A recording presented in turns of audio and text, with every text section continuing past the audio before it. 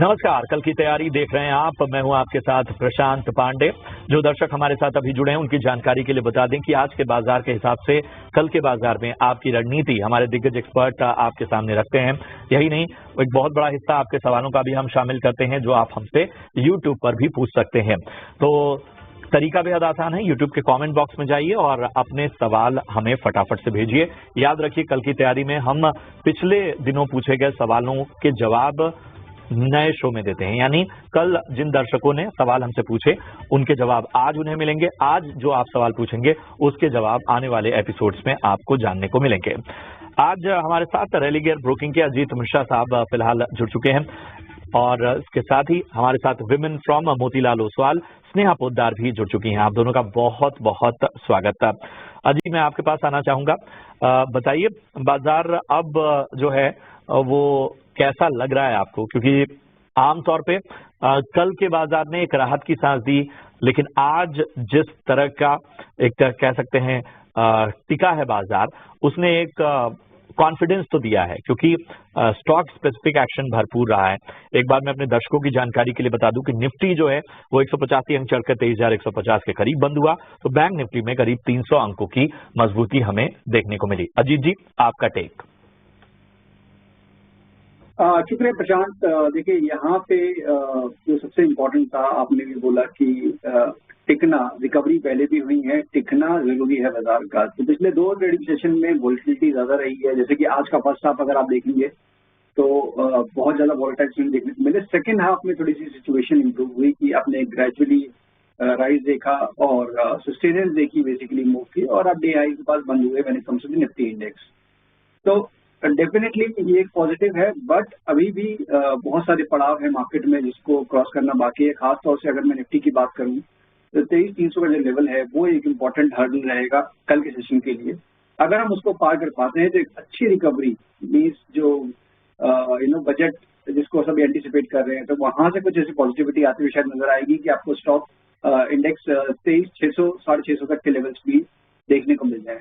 तो 23,300 का पड़ाव बेसिकली अब ये हमारा मेकअप ब्रेक एरिया होगा। अगर इसको हम क्रॉस कर जाते हैं तो डेफिनेटली हमें पॉजिटिविटी बढ़ती हुई नजर आएगी। बिल्कुल। तो जिन लेवल्स का जिक्र अजीत जी ने किया, वहां से अगर बाजार थमता है और अपने आप को कायम रखता है तो बेहतर रैली आने वाले दिनों में नजर आ सकती है। 182 की इनकी बाइंग है और फिलहाल इनको यहाँ पर नुकसान होता हुआ। बताएं क्या करना चाहिए अजीत? टाटा स्टील पे 182 की खरीदारी है।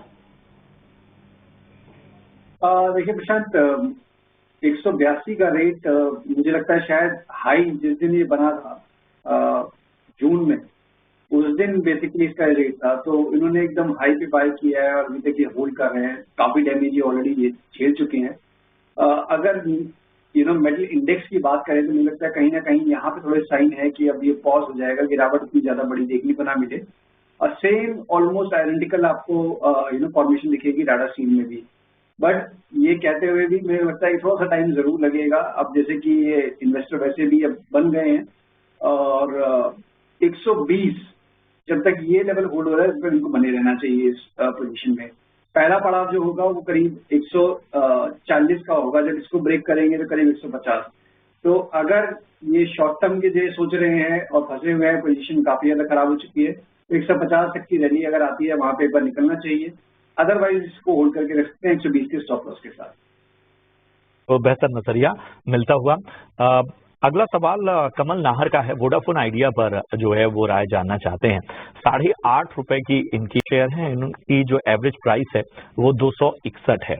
फ्यूचर जानना चाहते हैं कि स्टॉक में आगे क्या नजरिया बन रहा है। अजीत जी।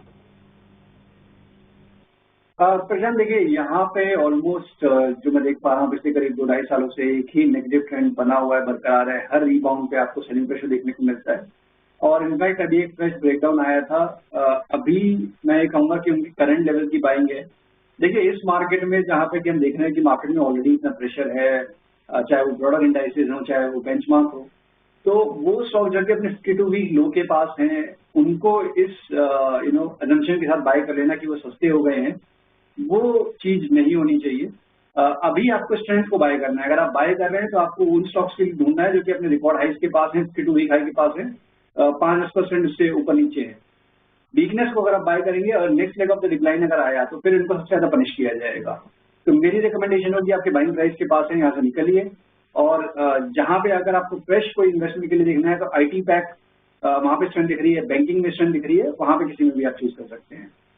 ठीक है, तो ये राय आपको आती हुई इस वक्त अदानी फिल्मर पे। बढ़ते आगे, हमारे अगले दर्शक ने जो सवाल पूछा है IOC पे, इनका नाम किरण है और इनकी बाइंग प्राइस स्नेहा 141 है और इनकी बाइंग प्राइस से ही देखिए स्टॉक में जो है वो डिक्लाइन साफ तौर पर नजर आ रहा है। हमें बताइए 141 की बाइंग क्या कितना समय देना होगा कि ये स्तर आ जाए, या आपको लगता है कि कुछ और बेहतर नजरिया होना चाहिए? तो एक बार अजीत जी बता देता हूं, 253 के स्तर पे इन्होंने जोमेटो में बाइंग की हुई है। बताइए क्या राय बन रही है आपकी? देखिए प्रशांत, बहुत दिनों बाद एक स्ट्रॉन्ग करेक्टिव फेज के बाद मिड कैप और स्मॉल कैप में आज एक रिस्पाइट मिला और वो बेसिकली आज सेशन का हाईलाइट था मैं कहूँगा। और जोमेटो के लिए पर्टिकुलरली बात करें तो काफी स्ट्रॉन्ग क्लोजिंग हुई है, करीब 6.5% के गेन्स, वॉल्यूम ठीक ठाक रहे हैं, तो कोई एक्स्ट्राऑर्डिनरी बाइंग तो यहाँ नजर नहीं आ रही है। बट यस, ये रिकवरी एक्सटेंड हो सकती है करीब 234-35 तक के लेवल्स में इन द नियर फ्यूचर। तो वो देखते हुए अभी भी ये बने रही है। 212 आपका स्टॉप लॉस होगा, बट आपकी बाइंग जो कि काफी ऊपर की है, तो 34 का लेवल अगर ब्रेक होता है तभी आप मान के चलिए कि आपको बाइंग प्राइस देखने को मिलेगा in the near future. Otherwise stock यहाँ से दोबारा से लुढ़कता हुआ नजर आ सकता है। तो जब भी आप 234 के लेवल के पास आ जाते हैं, अपने स्टॉप लॉस को ट्रेड करके 228 के पास ले आइएगा और सस्टेन करता है तो फिर आप 252 तक के लेवल्स के लिए वेट कर सकते हैं। ठीक है, तो एक खास रणनीति आपको यहाँ पर अपनानी है जिसके जरिए स्टॉक को ट्रैक कीजिए। बढ़ते आगे, अगला सवाल जो है गौरव का लेते हैं। BL यानी भारत इलेक्ट्रॉनिक्स लिमिटेड पर राय जानना चाहते हैं और इनकी जो खरीदारी है वो है 322 की, ऊपरी स्तरों की इनकी खरीदारी है। स्नेहा, BL कैसा लगता है आपको? बिल्कुल प्रशांत, देखिए बट यहाँ पे अगर आप नोटिस करेंगे तो बैंक ऑफ बड़ौदा का पार्टिसिपेशन नहीं रहा है इस पूरे मूव में, तो ये कहीं ना कहीं एक बहुत बड़ा नेगेटिव है।